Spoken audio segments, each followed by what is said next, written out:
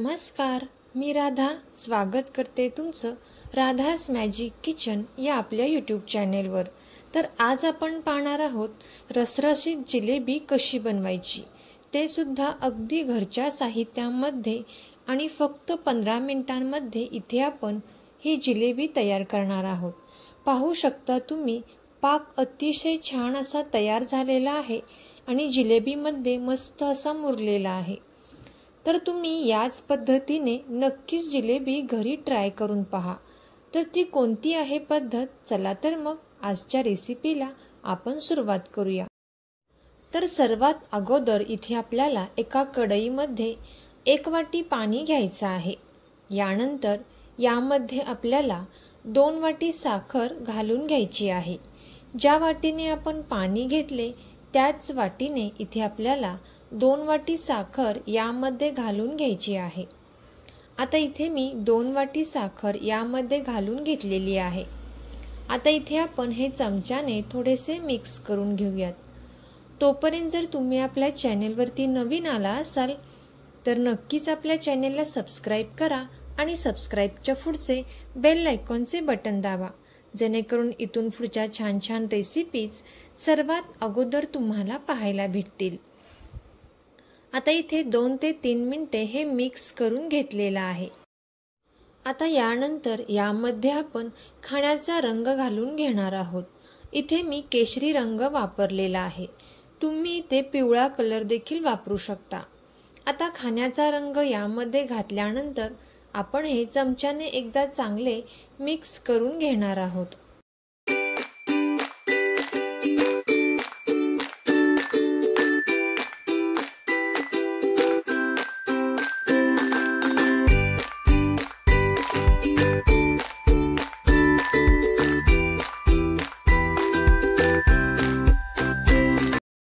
आता इथे 5 मिनिटांनंतर छान अशी उकळी आलेली आहे।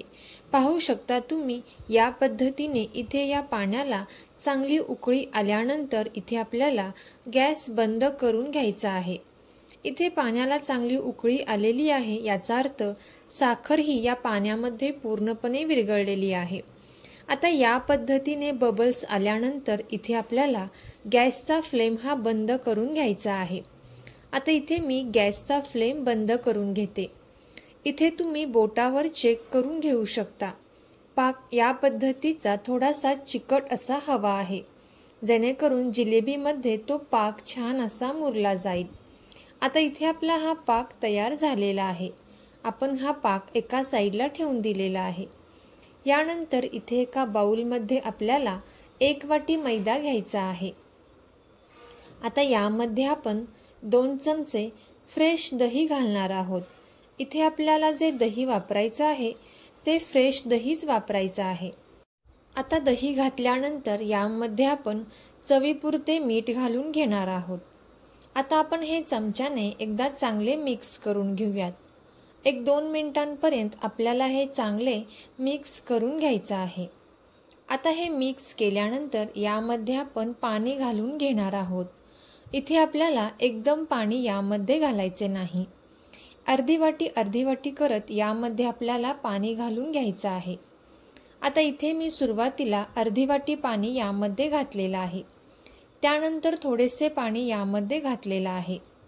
गरजेनुसार इथे आपल्याला पाण्याचा वापर करायचा आहे आणि छान असे बॅटर इथे आपल्याला तयार करून घ्यायचं आहे।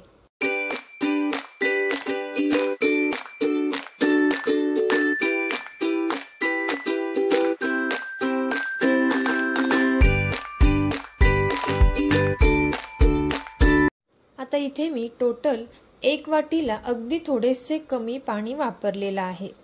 आता यामध्ये आपण 1 चमचा तूप घालून घेणार आहोत। तूप घातल्यामुळे जिलेबीला टेस्ट ही अतिशय छान येते। आता तूप घालताना इथे आपल्याला गरम करूनच यामध्ये घालायचं आहे।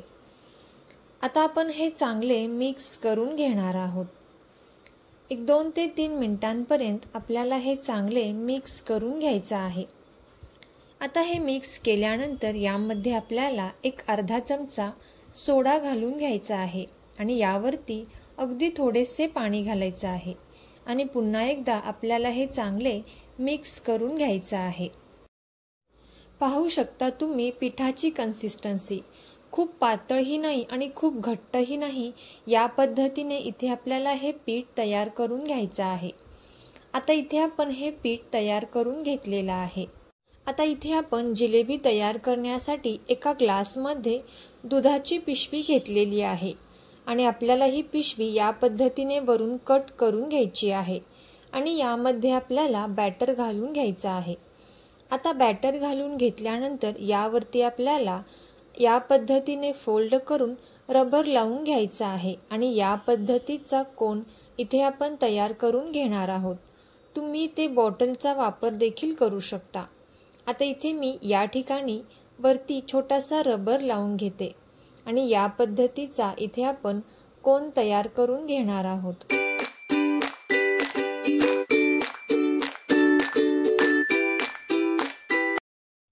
आता इथे आपण कात्रीने थोडेसे कट करून घेणार आहोत आणि या पद्धतीचा कोन इथे तयार झालेला आहे।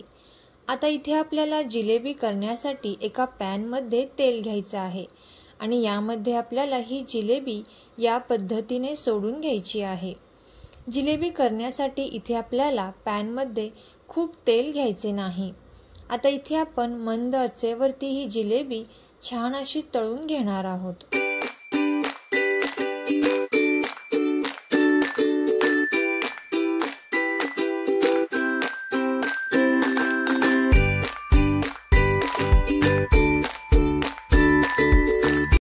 आता 1-2 मिनिटांनंतर इथे आपण ही जिलेबी पलटी करून घेतलेली आहे। आता इथे आपल्याला ही गरम गरम जिलेबी या पाकामध्ये टाकायची आहे आणि 1-2 मिनिटांसाठी इथे आपल्याला या पद्धतीने यावरती पाक सोडून घ्यायचा आहे आणि इथे आपण थोडीशी ही पलटी करून घेणार आहोत। आता पाकामध्ये घातल्यानंतर इथे आपण 1-2 मिनिटांनंतर जिलेबी आपल्याला लगेचच काढून घ्यायची आहे। पाहू शकता तुम्ही कलर याचा अतिशय मस्त असा आलेला आहे। आता याच पद्धतीने मी बाकीच्या सुद्धा सर्व जिलेबी इथे तयार करून घेतलेल्या आहेत।